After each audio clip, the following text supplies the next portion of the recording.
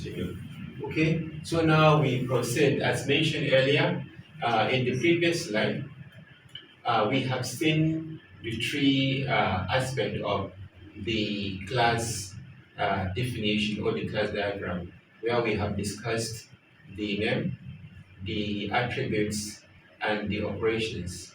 Now, additional thing which we can have in the operation is by depicting the signature of the operation. Depicting the signature means giving details, about the operation, especially if it is in the form of a function, or procedural. And then for us to do that, we specify the name of the operation and then the list of arguments that the operation requires and then the data type for each of the list of arguments. And then where it is a function, as in the case of this, beside listing the attribute and their data type, we also need to indicate the data type that is going to be returned, by the function. So this is additional way in which we can depict, operation in a class diagram. Let's move to the next slide. Okay. Now the next thing is, in addition to operations, we can also depict class in different ways. You can see we have our pathways in which we can depict, class diagram here. In this first, way or method, we only have the first compartment that tells us the name of the class. So this is the list we can do when we are depicting a class. Additionally, we can have the three compartments, but only fill in the first two, the name and the attributes, and then we can leave the last compartment for operation empty. Alternatively, we can have the three compartments but only fill the first one showing the name, and then we can leave the other two empty. Another way in which we can do it is by leaving the second compartment as empty. We put in the name and then the operation. And then finally, you can have all the three components or compartments, are filled in with the name, the attributes, and then the operations. Now, in this, diagram, we have, three compartments, but as we shall see later, in a class diagram, we can have the fourth compartment that can tell us the responsibility of the class. Let's move to the next slide. Now, here we go. This is, class, what is it?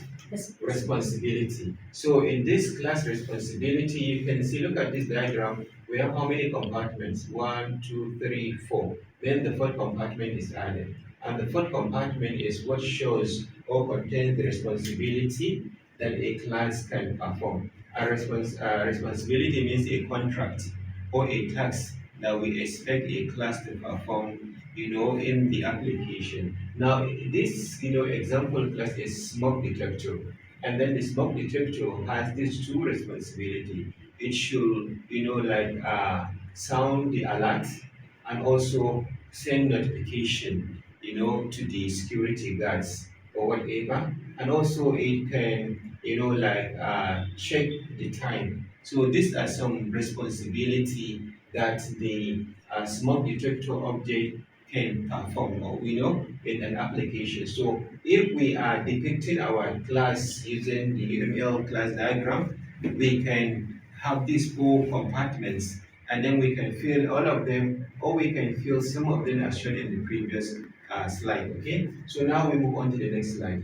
Now in this next slide, we are going to move on to the next level, and the next level is discussing about relationship, in the using the UML diagram, because objects can have relationship, and then this relationship will be depicted by connecting the objects in their class diagram representation. So we have these three kind of relationship that can exist between objects. The first one is dependency, and the second one is generalization, and the third one is association. We are going to go through each of these, in a greater details. Let's move on. So now this is dependency. Dependency is a kind of association in which one class depend on another, and then that is depicted by showing the two classes side by side with a dashed line with an arrowhead that connects the two. And when we look at this very closely, we have course schedule and then we have course over there. That is course object or course class, and this is course schedule class. And the relationship between the two is the fact that for us to make a schedule, to add a course on the schedule, we need to make use of the course object. Also, when we are moving a course from the schedule, we need to access the course object. That is what creates the relationship between the two. In other words, we can see that the course schedule is dependent on the course class. And that's why when depicting the relationship, we have the arrow here pointing to the independent class, in this case, the course class. Okay, now let's move on. Um, now, we are done with the dependency relationship. It's very simple. We now move to the generalization relationship. Generalization means we can have two, or more objects which are related in the form of a more general case and more specific case. For example, we have the person class and then we have the student class. We know that every student, any student is a person. But of course, not all person, not all people are students. That means some people are students, but all students are person. So that is why we can say person is a more general case of student.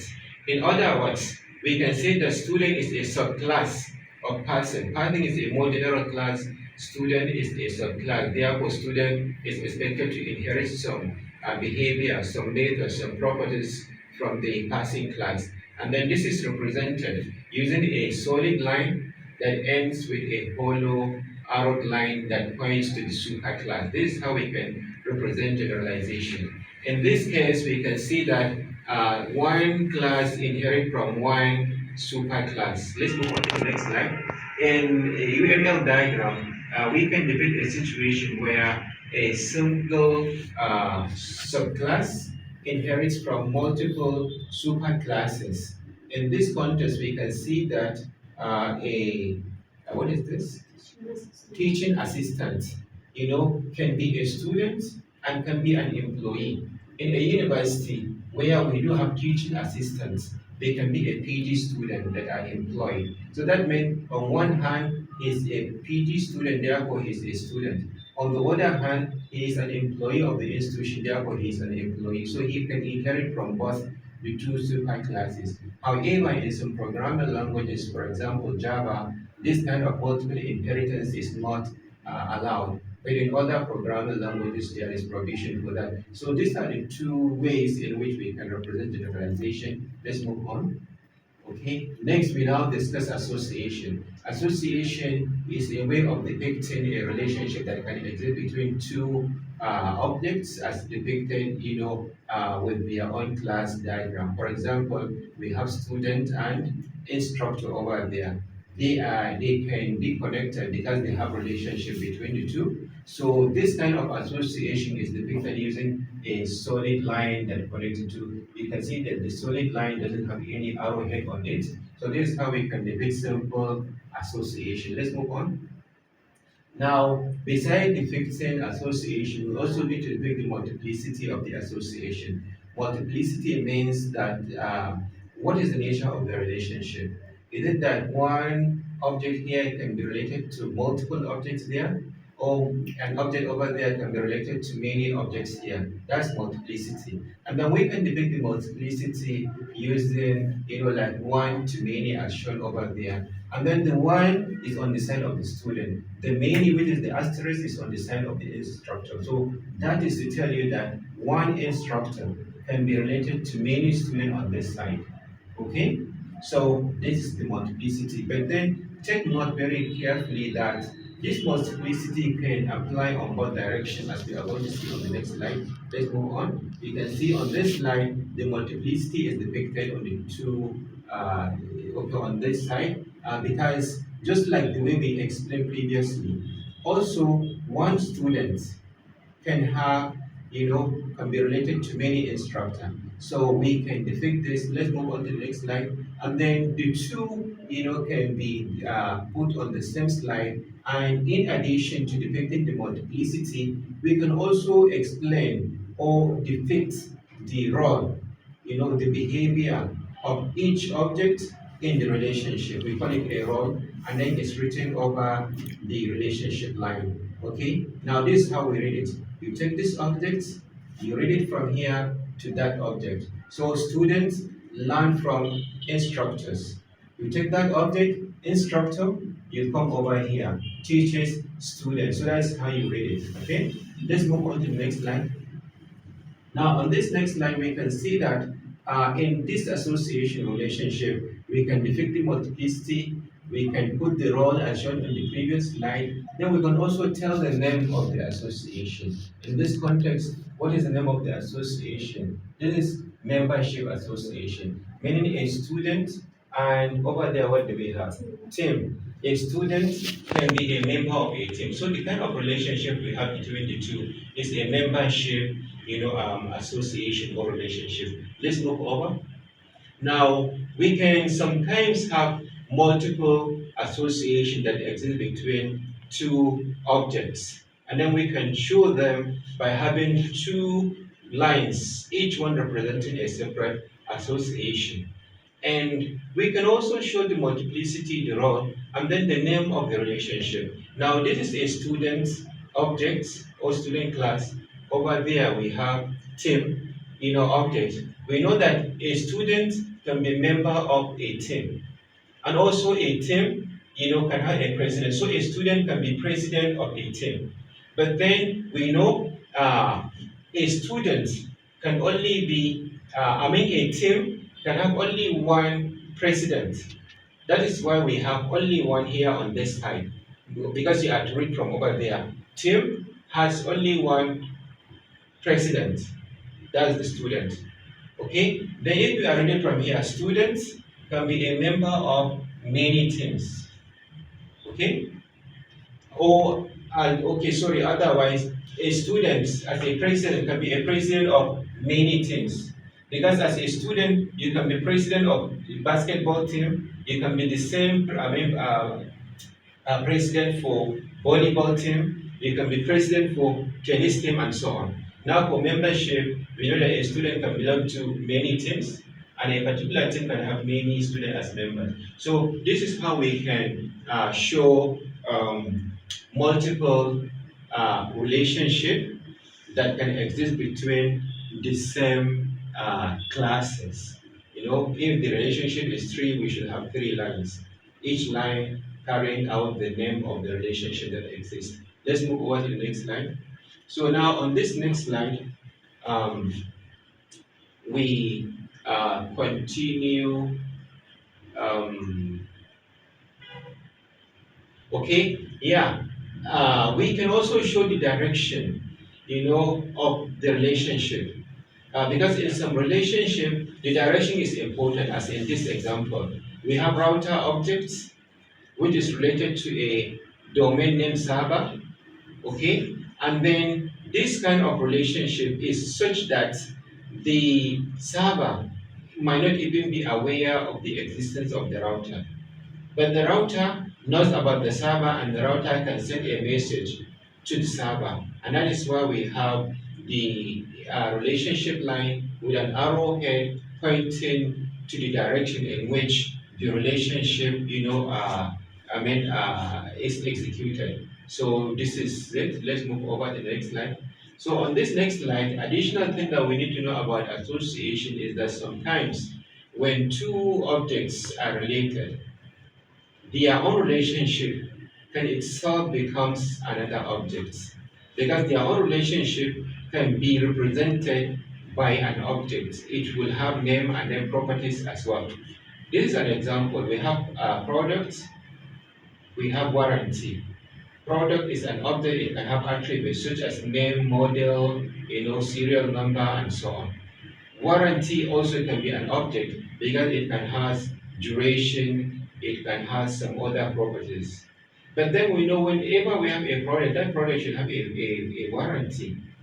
And then there is things that determine, registration of the product for the warranty. So that registration can also be depicted as an object as shown here. You can see the registration object, that is registration of product for a warranty, can have this attribute to help us in identifying the warranty. So relationship that can exist between two objects in itself can be an object. And such kind of object is called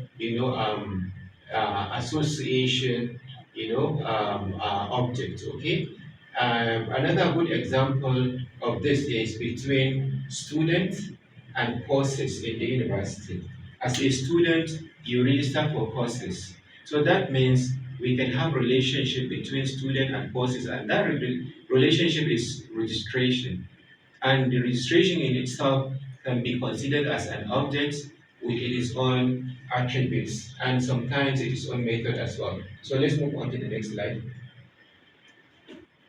Okay, on this next slide, we have another kind of relationship or association that can exist between elements or instances of the same objects. This is an example: linked list nodes. In a linked list, we have nodes, and one node can be connected to another, and the nature of the relationship can be next or previous. So it's the same objects, only different instances, and then they are related to themselves. So this is how that relationship can be depicted. Okay, another slide. Okay, now on this slide, as we move towards the end of the class, we are now going to a kind of specialized kind of association. We have two specialized association. We call this, aggregation and composition. Aggregation, is a kind of relationship that can exist between a whole and parts.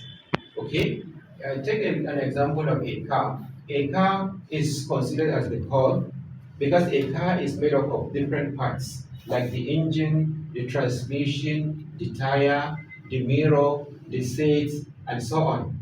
And each of those parts can exist on their own. When we are talking about the engine, we can take the engine apart away from the car. The transmission also, that is the gearbox. We can take it away from the car.